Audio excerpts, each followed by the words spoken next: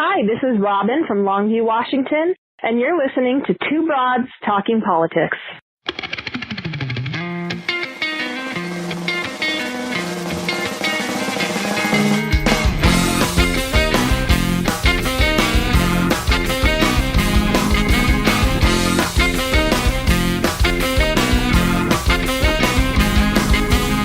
Are you listening? Hi, everyone. This is Kelly with Two Broads Talking Politics, and today I am very excited to have on with me Jenny Wilson, who is running for Senate in Utah. Hi, Jenny. Hi. Thank you so much for having me on. Thank you for joining us. I've been watching your campaign for a while. In fact, the minute that I read that Orrin Hatch had decided to retire, I immediately looked up who's running on the Democratic side in Utah, and you already had a really robust campaign going at that point, but I've been watching with a lot of excitement. Could you, just for our listeners who maybe haven't been following your campaign as closely as I have, tell us a little bit about just sort of your background, how you got into politics, and why you've decided now to run for the U.S. Senate? Great. Well, certainly. So, yes, I'm a fifth-generation Utahn. So my ancestor actually goes back to the days when the Mormon pioneers came into the valley. So I have this, rich background here in the state of Utah, was raised in Utah, went to high school here, went to my undergraduate degree is from the University of Utah. And then I additionally was sort of thrown into politics, not by choice. My dad was the mayor when I grew up of Salt Lake City. So Salt Lake's changed since then. It was a very small city at the time, and I got to hold my dad's hand as he went to an event, a dinner. I got to be the plus one when my mom was busy with my siblings, and it really enjoyed kind of being introduced to the community through the lens of a dad who was like the top dog in town in terms of his political world. And somehow that rubbed off on me. It didn't in college. I studied communications. I didn't want to go into politics, but I sort of tripped into a job in the political world through just the connections I had made through my dad, and did that at a young age, right around the time I was going to college. And I ended up ultimately serving as a chief of staff in Congress when I was in my late 20s, actually, and then later on became elected to the Salt Lake County Council, and I'm in my second 6-year term. And I represent, if you think of Utah and Salt Lake City, I represent that area, kind of the broader suburbs, downtown Salt Lake. I live near downtown Salt Lake, and I really enjoy kind of that diverse role. But I felt like the Democrats really needed a strong candidate this year. And having worked in D.C., knowing the Hill, knowing that to rebuild in a very red state required somebody's time, efforts at 100%. And I jumped in not knowing where I'd be, close to September now. I didn't know that I'd be facing Mitt Romney, but it's been an amazing experience. And I can tell you, I'm excited about the months to come because we're getting really good feedback on the doorstep. And I actually think this race is winnable, even against Romney.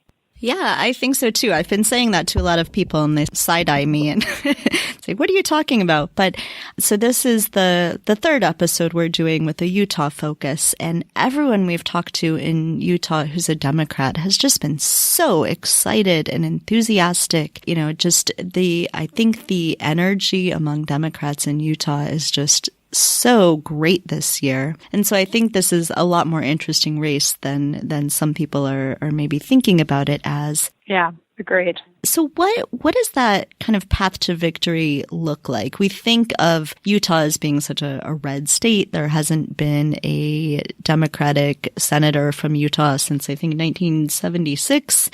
So, what does that path look like? What are you hearing from people that makes you think that this is really winnable this year? Well, there's a couple of reasons. One is I think our demographics are changing, and I think, frankly, younger LDS people may be a little more open to voting for Democrats than maybe their parents in the past. Additionally, I think that Utahns have been very interested in, issues that speak to our place as a nation. And I grew up LDS, and Mormons believe that we need to be respectful and that we need to take pride in America's place in the world. You haven't seen that with this president. You haven't seen, honoring others. We're a pro-immigration state in the sense that the LDS Church is a worldwide religion. We have a lot of people who have come to Utah and settled from various communities through the State Department's resettlement program. So we're a really interesting place in that we believe in very thoughtful conversation to solve problems. We believe in our place in the world. And I just think that in this era, when everything is turned upside down and those very principles are at risk, people are taking a second look. I look at my own race and my work in the community. Today's actually one of my council days, and in about an hour I'll go in and pass ordinances and debate policy as it relates to this unique area in the Salt Lake Valley. And I know policy. I'm used to delivering for the people in the state. I think the fact that I would be the first woman to serve in this office, and we all can agree, even in the state of Utah, that women are underrepresented in government, all these factors coming together make this feel like a very different year than other years that I have campaigned for myself and even years that I haven't been on the ballot and supported others.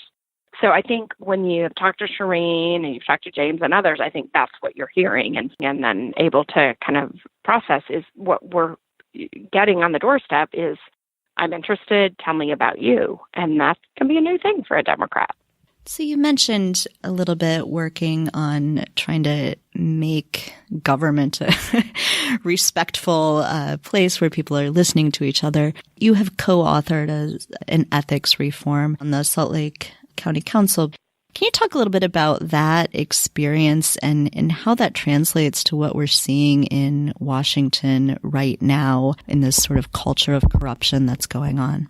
Absolutely. Well, so I was elected initially in 2004, and our county is a fairly large government. Other than the state government, it's the largest government in the state. So we just have a lot of programs. We have a lot of benefits. We're a fairly urban area, even though we're still a fairly small city as Salt Lake City. We're 17 cities in the region.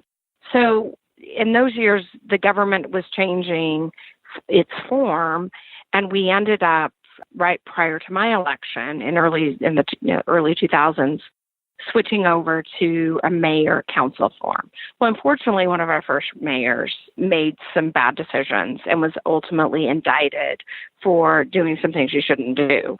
And what was found, or what I felt coming into office, was that a lot of it was the county was desperate for reform. So I ended up working with a Republican across party lines. We each formed committees. I worked with the League of Women Voters and Common Cause and other groups that wanted to bring about more citizen-based governance to make some changes. And we put a gift ban in place. We put a spending limit on government at the county. And the reforms really allowed for more transparency and more discipline by the electeds and all employees. And I think it engaged citizens. So when I look at what's happening in Washington, it's gotten worse since I worked there in the 90s. There's more and more influence by lobbyists and corporations on our system.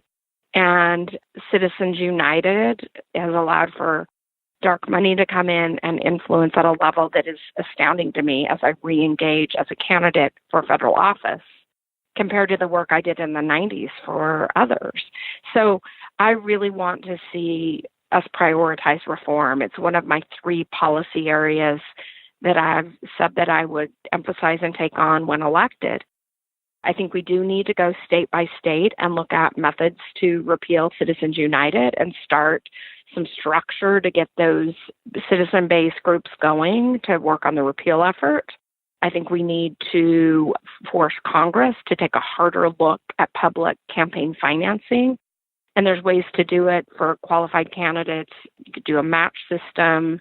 Somebody gives you $5, the government kicks in at a certain level.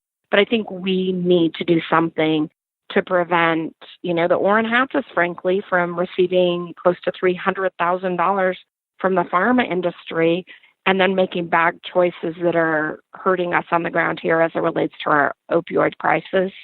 And we've seen that happen, and it's an absolute disconnect between the needs of the people, and it's due to people knocking on the door with campaign contributions. And I almost didn't believe it a couple of years ago, 2 years, 4 years ago, when I was campaigning for others. I kind of thought, well, it was an interesting speaking point to say that corporate lobbyists are, buying the votes, because it's, I worked in Washington, and I know that most electeds mean well and do well, but I can tell you it's tangibly worse than in the 90s when I was working on the Hill, and something's got to change. Yeah, I was impressed looking at fundraising that over 86% of the money that you've raised has come from inside the state of Utah, which is really impressive, I think, for a Democrat in Utah, but is something we don't see as much frankly, from Republicans. Can you talk a little more about sort of fundraising from small dollar donations and what it means to have your support be from inside the state?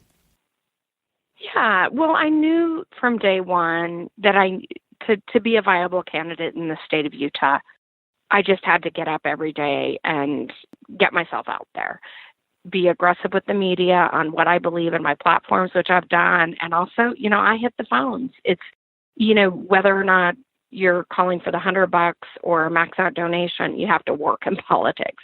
So I knew that I would have to have that discipline in order to be successful. But as I started to initiate my campaign, it became very clear to me that the heart and soul of my campaign was going to be Utahns and people giving $100.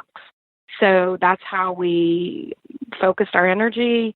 We do a lot of digital. We do a lot of phone calls. We do phone banks at night to bring in lower dollar contributions. The $5 makes a difference. And I'm proud of that. And I didn't know that I would face Romney until the halfway point in this campaign, if not even beyond that for the time that I had put in. But when he entered the race, he was able legally to transfer $1 million from his presidential fund that remained. Now, why he didn't spend it, given he didn't win, I have no idea. And I don't know how much is left. I probably should check that. But he transferred $1 million in to start his campaign. So that got him through, a few months. And then I was able to look at his federal elections committee report and max out donor after another. $8,100, $8,100, $8,100, out of state. And it's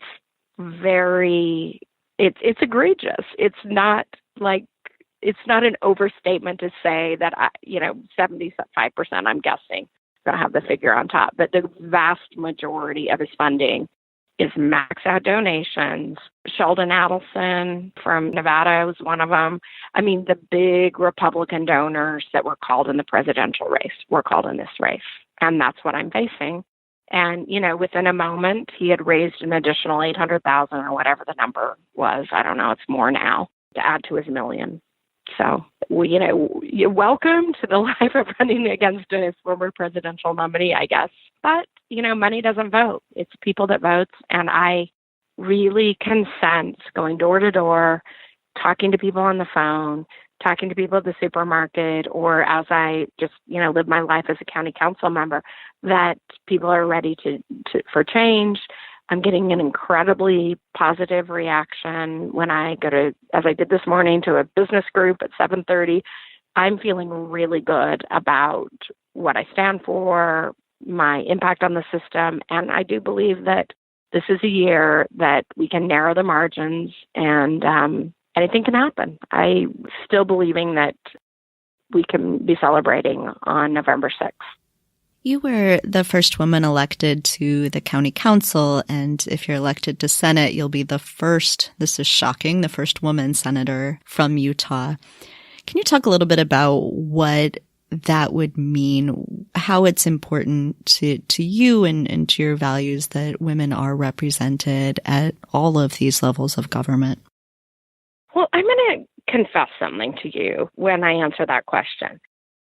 My confession is I had really never done the research to say, well, who and where and how have we elected women in the state of Utah?